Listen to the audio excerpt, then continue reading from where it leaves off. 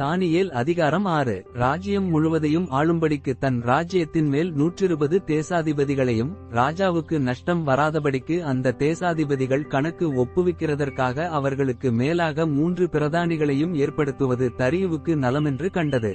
இவர்களில் தானியேல் ஒருவனாயிருந்தான். இப்படியிருக்கையில் தானியேல் பிரதானிகளுக்கும் தேசாதிபதிகளுக்கும் மேற்பட்டவனாயிருந்தான். தானியேலுக்குள் விசேஷித்த ஆவியிருந்தமையால் அவனை ராஜ்யம் முழுமைக்கும் அதிகாரியாக ஏற்படுத்த ராஜா நினைத்தான். அப்பொழுது பிரதானிகளும் தேசாதிபதிகளும் ராஜ்யத்தின் விசாரிப்பிலே தானியேலை குற்றப்படுத்தும்படி முகாந்தரம் தேடினார்கள். ஆனாலும் ஒரு முகாந்தரத்தையும் குற்றத்தையும் கண்டுபிடிக்க அவர்களால் கூடாதிருந்தது. அவன் உண்மையுள்ளவனாயிருந்தபடியால் அவன் மேல் சுமத்த யாதொரு குற்றமும் குறைவும் காணப்படவில்லை.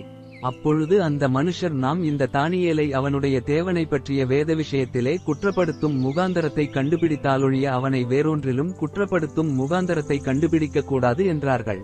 பின்பு அந்த பிரதானிகளும் தேசாதிபதிகளும் கூட்டங்கூடி ராஜாவினிடத்தில் போய் அவனை நோக்கி, தரியு ராஜாவே, நீர் என்றும் வாழ்க. எவனாகிலும் 30 நாள் வரையில் ராஜாவாகிய உம்மை தவிர எந்த தேவனையானாலும் மனுஷனையானாலும் நோக்கி யாதொரு காரியத்தை குறித்து விண்ணப்பம் பண்ணினால் அவன் சிங்கங்களின் கெபியிலே போடப்பட ராஜா கட்டளை பிறப்பித்து உறுதியான தாக்கீது செய்ய வேண்டுமென்று ராஜ்யத்தினுடைய எல்லா பிரதானிகளும் தேசாதிபதிகளும் பிரபுக்களும் மந்திரிமார்களும் தலைவர்களும் ஆலோசனை பண்ணிக் கொண்டிருக்கிறார்கள்.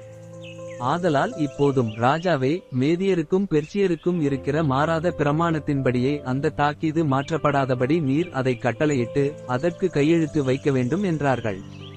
அப்படியே ராஜாவாகிய தரியு அந்த கட்டளை பத்திரத்துக்கு கையெழுத்து வைத்தான். தானியேலோவென்றால் அந்த பத்திரத்துக்கு கையெழுத்து வைக்கப்பட்டதென்று அறிந்தபோதிலும் தன் வீட்டுக்குள்ளே போய் தன் மேல் அறையிலே எருசலேமுக்கு நேராக பலகணிகள் திறந்திருக்க அங்கே தான் முன் செய்து வந்தபடியே தினம் 3 வேளையும் தன் தேவனுக்கு முன்பாக முழங்கார்படியிட்டு ஜெபம் பண்ணி ஸ்தோத்திரம் செலுத்தினான். அப்பொழுது அந்த மனுஷர் கூட்டங்கூடி தானியேல் தன் தேவனுக்கு முன்பாக ஜெபம் பண்ணி விண்ணப்பம் செய்கிறதை கண்டார்கள்.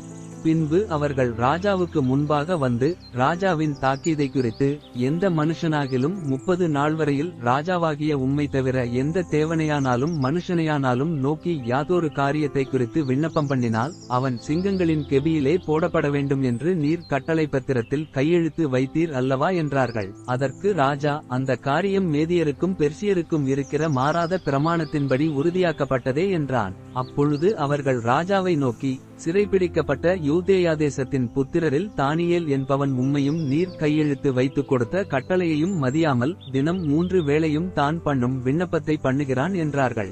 ராஜா இந்த வார்த்தைகளை கேட்டபோது தன்னில் மிகவும் சஞ்சலப்பட்டு தானியேலை காப்பாற்றும்படிக்கு அவன் பேரில் தன் மனதை வைத்து அவனை தப்புவிக்கிறதற்காக சூரியன் அஸ்தமிக்கு மட்டும் பிரயாசப்பட்டுக் கொண்டிருந்தான்.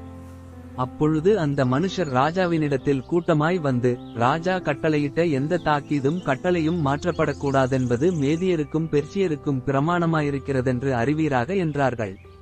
அப்பொழுது ராஜா கட்டளையிட அவர்கள் தானியேலை கொண்டு வந்து அவனை சிங்கங்களின் கெபியிலே போட்டார்கள். ராஜா தானியேலை நோக்கி, நீ இடைவிடாமல் ஆராதிக்கிற உன் தேவன் உன்னை தப்புவிப்பார் என்றான். ஒரு கல் கெபியினுடைய வாசலின் மேல் கொண்டு வந்து வைக்கப்பட்டது.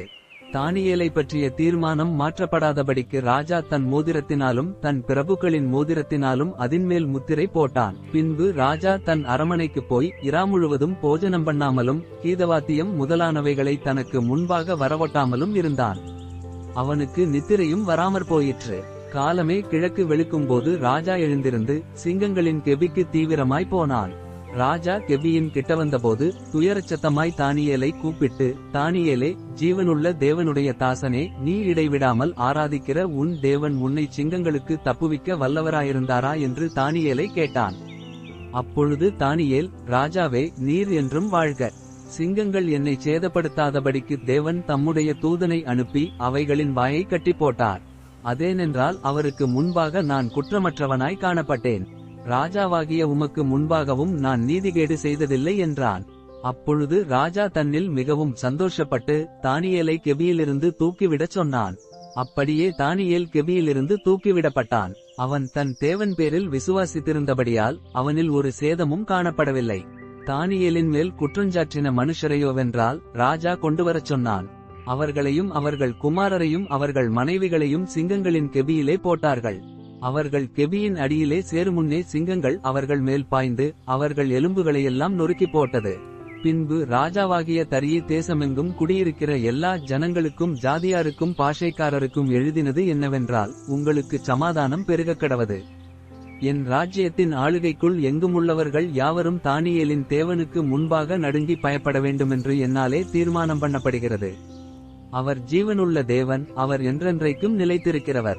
அவருடைய ராஜ்யம் அழியாதது, அவருடைய கர்த்தத்துவம் முடிவு பரியந்தமும் நிற்கும். தானியேலை சிங்கங்களின் கைக்கு தப்புவித்த அவரே தப்புவிக்கிறவரும் இரட்சிக்கிறவரும், வானத்திலும் பூமியிலும் அடையாளங்களையும் அற்புதங்களையும் செய்கிறவருமாயிருக்கிறார் என்று எழுதினான். தரியுவின் ராஜ்யபார காலத்திலும் பெர்சியனாகிய கோரேசுடைய ராஜ்யபார காலத்திலும் தானியேலின் காரியம் ஜெயமாயிருந்தது.